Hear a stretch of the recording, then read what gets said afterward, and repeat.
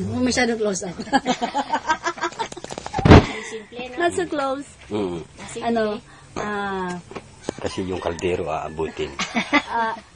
ang magkakapagpatunay ito si Josie, sinabi niya na si Kristo talaga ay gumagalaw sa atin. Sa mga ordinaryo natin pamumuhay, yung tayo sa kaabahan natin, kahit tayo mahirap, nagagawa natin magpasalamat sa Diyos. Amen. Sa araw na sumikat, sa kinain natin kahit hindi bongga, hindi mga fried chicken. Yun lang, isang bagay yun na kumikilos ang Panginoon kasi nasa puso natin siya. Tanggap natin ang ating kaabahan. Alam natin lang na kahit tayo mahirap, meron tayong Panginoon na nakatugaygay sa atin, hindi tayo pinababayaan. Sa kabila lang ng mga kahirapan natin, sa lahat ng oras, nagagawa natin magpasalamat. Isang bagay yun na talagang kumikilos ang Panginoon sa ordinaryo nating buhay. Kahit hindi tayo mga professional, mahirap lang tayo, andito lang tayo sa bukirin. Pero yung hangin dito, yung simoy na dito, nagagawa natin ipagpasalamat sa Panginoon. Yes, Lord. Yun lang.